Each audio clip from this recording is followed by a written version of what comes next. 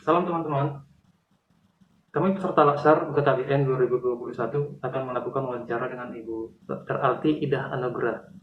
Beliau adalah pegawai teladan di lingkungan perwakilan BKKBN Provinsi Riau. Beliau lahir di Palembang tanggal 22 Februari tahun 1984. Untuk saat ini beliau menjabat sebagai Subkoordinator BKBAKKL perwakilan BKKBN Provinsi Riau. Dr. Alti sesuai dengan gelarnya adalah seorang dokter. Beliau lulusan S1 Fakultas Kedokteran Universitas Sriwijaya, Palembang. Setelah lulus kuliah, tahun 2007 sampai 2008, beliau berkarir menjadi dokter umum di Rumah Sakit PT Batubara Bukit Asam, Sumatera Selatan. Kemudian pada tahun 2008 sampai 2010, beliau menjadi dokter umum di Rumah Sakit Panjang Kuning, Pekanbaru. Dan pada tahun 2010 sampai 2011, menjadi dokter umum di PT RAPP Riau. Tahun 2011 hingga tahun 2015 menjadi dokter umum di klinik PT Chevron Pacific Indonesia Riau. Hingga akhirnya di tahun 2015 sampai dengan sekarang beliau menjawab panggilan menjadi abdi negara atau PNS di BKKBN Provinsi Riau. Moto hidup beliau sangat sederhana, namun sangat bernas. Berbahagialah. Kita akan ngobrol-ngobrol dengan beliau, dan beliau akan berbagi pengalaman seputar pekerjaan, tantangan-tantangan, kekurangan anggaran, keterbatasan dukungan, dan berbagai keterbatasan lainnya, serta bagaimana beliau mengatasinya dalam pencapaian target kinerja, sehingga beliau bisa menjadi pegawai teladan di perwakilan BKKBN Provinsi Riau. Selamat menyaksikan. Oke, kita sapa dulu ya Kak. Kan ini nanti mau di-upload di sosial media nih. Kita sapa dulu teman-temannya. Halo Iya, teman-teman. Gimana kabarnya pagi ini? Oke, perkenalkan kami dari peserta Latsar CPNS BKKBN tahun 2021 nih. Kali ini mau bincang-bincang santai dengan salah satu pegawai di BKKBN, perwakilan BKKBN Provinsi Riau, yang juga menjadi yang juga menjadi pegawai teladan untuk tahun 2021 ini nih di perwakilan BKKBN Provinsi Riau. Kita sapa dulu ya. Halo Kalti. halo, halo semua. Apa kabar? Salam sehat semuanya. Iya, nanti kita mau sharing-sharing tentang pengalaman Kak Alti selama berkarir di perwakilan BKKBN Provinsi Riau nih. Nah, juga Mbak Friska nih Mbak, yang dari Sumsel juga udah join nih. Halo Mbak Friska. Kita mau nanya nih, kira-kira secara umum, menurut Kak Alti permasalahan apa saja sih yang ada di perwakilan BKKBN Provinsi Riau ini selama Kakak bekerja di sini gitu? Oke, terima kasih Diafra. Kakak mulai kerja masuk di BKKBN itu di 2015 sampai dengan saat ini. Saat ini di subbidang BKB AKKL, Bina Keluarga Balita, Anak Ketahanan Keluarga Lansia, di mana isu yang paling hotnya itu kalau di BKB AKKL adalah kegiatan ProPN, Proyek Prioritas Nasional. Nah, ProPN-nya di subbidnya kakak itu yang utamanya ada dua. Yang pertama terkait pengasuhan 1000 hari pertama kehidupan dalam rangka pencegahan stunting. Dan yang kedua itu adalah sosialisasi 7 dimensi lansia tangguh dan orientasi pendampingan perawatan jangka panjang bagi lansia. Jadi di Subbid Kakak saat ini mempunyai dua kegiatan yang menjadi proyek prioritas nasional terkait dengan pengasuhan 1000 HPK-nya dan lansia tangguh. Demikian Diapra. Oke Kak, mungkin Kalau saat soal ini yang kita tadi itu soal yang tadi ini nih Kak, kira-kira menurut Kakak dari dua program yang Kakak pegang saat ini, ada nggak sih masalah-masalah yang dihadapi kayak gitu selama menjalankannya? siap. Siap, kita mungkin balik ke kan tadi dua proyek prioritas nasional ya, yang paling seksi itu adalah pengasuhan 1000 hari pertama kehidupan, di mana kita kan saat ini Indonesia benar-benar giat, benar-benar apa ya terhadap pencegahan stunting, dan saat ini di tahun 2021 Kepala BKKBN kita Bapak Dr. Hasto SPOG menjadi PIC pencegahan stunting secara nasional. Betul. Nah, tentunya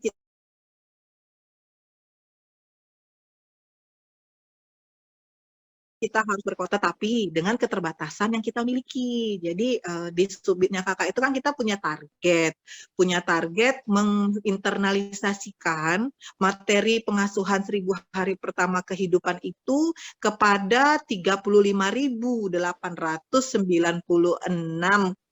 keluarga baduta. Keluarga baduta itu artinya keluarga yang memiliki bayi di bawah 2 tahun. Di tahun 2021 itu yang menjadi target kita adalah pada khususnya lokasi khusus stunting atau kita sebut dengan lokus stunting yang tersebar di 10 kabupaten kota yang ada di Provinsi Riau. Jadi kita kan Provinsi Riau 12 kabupaten kota yang saat ini belum menjadi target lokus ProPN tersebut lokus stunting tersebut adalah Kota Dumai dan Kuansing. Nah, 10 kabupaten kota lainnya itu menjadi lokus stunting di tahun ini. Dan dari 10 kabupaten kota itu kita harus mensosialisasikan atau menginternalisasikan pengasuhan 1000 hari pertama kehidupan ini kepada 35.896 keluarga baduta. Nah, tentunya ini menjadi tantangan tersendiri dengan keterbatasan anggaran yang kita punya. Maka dari itu, dengan keterbatasan itu, kita harus berkoordinasi dengan mitra terkait, khususnya Dinas KB Kabupaten Kota yang ada di 10 lokus tersebut, 10 kabupaten kota yang menjadi lokus. Nah, di kabupaten kota juga mendapatkan dukungan anggaran dari dana DAK. Bahu-bahu antara BN dan Dinas KB Kabupaten Kota untuk mencapai target yang telah ditetapkan oleh pusat tersebut. Nah, itu menjadi menjadi cara tersendiri bagi kita dengan segala keterbatasan yang kita punyai, tetapi kita dengan semangat harus optimis untuk mencapai target yang diberikan. Nah, sekarang nambah lagi tantangannya, kita mengalami pusing ya, karena saat ini anggaran BKKBN betul-betul dialokasikan untuk penanganan COVID sehingga kita memiliki tantangan tersendiri dengan bisa dikatakan tidak adanya lagi anggaran di semester 2 ini dengan target yang tetap harus kita capai, maka tentunya strategi tetap kita berkolaborasi, berkoordinasi dengan OPDKB serta planningnya juga kita kolaborasi dengan pihak-pihak swasta misalnya yang menjadi penggiat-penggiat stunting, pencegahan stunting di Provinsi Riau khususnya. Itu kalau untuk yang 1000 hari pertama kehidupan. Nah, berbeda lagi yang targetnya pada lansia. Salah satu ProPN tadi kan kita ada sosialisasi 7 dimensi lansia tangguh dan orientasi pendampingan perawatan jangka panjang bagi lansia. Sasarannya ini adalah 111 kelompok bina keluarga lansia yang ada di 12 kabupaten kota seprovinsi Riau. Nah, sekali lagi dengan keterbatasan yang kita punyai baik dari segi anggaran dan dukungan dari pemerintah baik pusat maupun daerah, maka kita bersama-sama juga lagi dengan OPDKB untuk dapat mencapai target yang kita punyai. Dan tak lupa bahwa pandemi COVID ini sangat-sangat berpengaruh terhadap kegiatan yang harus kita lakukan, di mana biasanya kita akan melakukan sosialisasi, orientasi secara offline, tetapi sekarang serba virtual. Betul, dengan tantangan yang terkadang kader-kader BKL kita itu entah ada sinyal entah tidak gitu ya. Nah, itu menjadi tantangan tersendiri kita untuk mencapai target proyek prioritas nasional ini. Dan sampai dengan semester 1 ini alhamdulillah sekitar 80% daripada target sudah kita capai baik dengan pertemuan offline maupun online. Dan selanjutnya tetap kita akan berkolaborasi dengan OPDKB untuk menyelesaikan target tersebut. Tetapi memang kami akui bahwa di era pandemi ini banyak kelompok bina keluarga lansia kita yang tidak berkegiatan. Dan mereka sepertinya belum menemukan cara bagaimana untuk berkegiatan kegiatan walaupun dalam kondisi pandemi. Ya, mungkin itu Afra. Ya, luar biasa sekali ya. Kalau kita lihat dari program-program dari Kak Alti, mungkin tadi juga udah ada ya Kak, Kakak jelasin tentang solusinya dari tantangan apalagi di masa pandemi ini, kayak gitu kan. Atau Mbak Friska, mungkin ada mau dikomentarin, mumpung ada yang bisa kita pelajari nih dari pengalaman-pengalaman Kak Alti. Kalau ini Mbak Alti, saya mau tanya terkait pegawai teladannya. Boleh. Jadi gimana caranya untuk menumbuhkan minat dan semangat bekerja supaya kita itu jadi pegawai teladan, padahal pekerjaan kita itu tidak sesuai keinginan kita atau passion kita gitu. Iya. Mungkin sharing ya, sharing.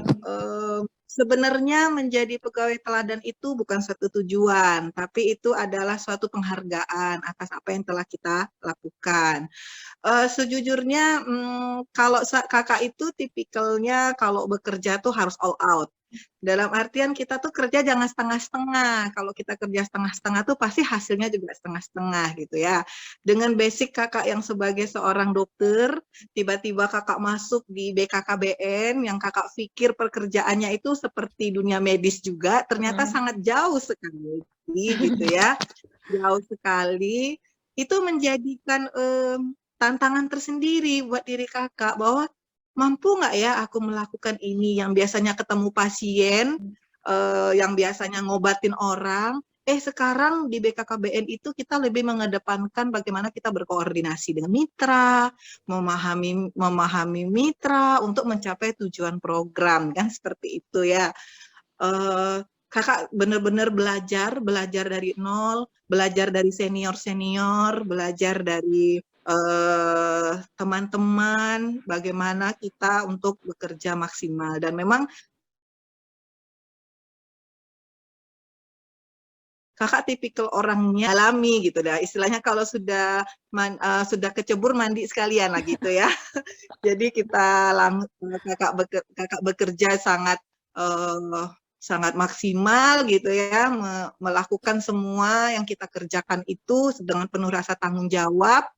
Dan alhamdulillah ternyata penghargaan itu datang dengan sendirinya gitu loh. Jadi itu bukan menjadi suatu tujuan, ternyata itu adalah rewards yang diberikan oleh pimpinan, oleh rekan. Ternyata rekan-rekan mempercayai kakak untuk menjadi salah satu kandidat ya, menjadi salah satu kandidat pegawai teladan di tingkat nasional. Walaupun ternyata di tingkat nasionalnya belum bisa dipercaya gitu ya, masih banyak yang lebih dan lebih lagi gitu. Alhamdulillah sudah sampai pada titik ini, tetap memberikan yang terbaik bagi BKKBN. Ternyata memang BKKBN itu tujuannya sangat mulia, bagaimana kita menciptakan keluarga-keluarga berkualitas, tetapi ingat satu tantangannya, terkadang kita mengurusi keluarga orang, keluarga kita tak terurus. Jadi seperti itu ya, istilahnya jangan sampai semboyan itu yang terjadi gitu ya, bahwa kita menciptakan keluarga berkualitas, keluarga-keluarga orang kita urus, keluarga kita terkesampingkan. Nah ini menjadi tantangan kita sendiri ya. Sebagai role model, kita harus menjadi role model bahwa kita bisa membina keluarga-keluarga di luar sana dan keluarga-keluarga kita juga tetap terbina seperti itu. Iya, seperti itu. Sekali. Ya, wah, nggak terasa ya Kak Alti, waktunya berjalan, udah sampai aja nih 15 menit kita bincang-bincang santai kita ini. Itu mungkin bisa kita tarik kesimpulan aja tadi kali ya, sekarang ini tantangannya kan pada masa pandemi juga masalah dana yang direfocusing gitu kan ya Kak. Nah solusinya yaitu dengan memperkuat jalinan kerjasama baik itu dengan pihak swasta maupun pihak pemerintah kota di sini kayak gitu ya Kak.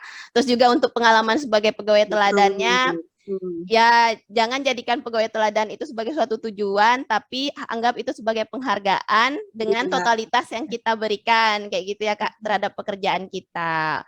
Oke deh teman-teman, sudah sampai kita di akhir bincang-bincang santai kita kali ini. Terima kasih nih untuk Kak Alti sudah meluangkan waktunya. Sama-sama Mbak. Dek Afra, semoga bermanfaat, sukses selalu, dan semoga Amin. pandemi ini segera berakhir. Sehat Amin ya selalu buat Rabbal kita Alamin. semua. Iya, apalagi ganggu Kak Alti yang lagi WFH nih ya di Iya, rumah. betul. Oke deh, makasih juga untuk Mbak Friska udah join sama kita di sini. Makasih Mbak Afra.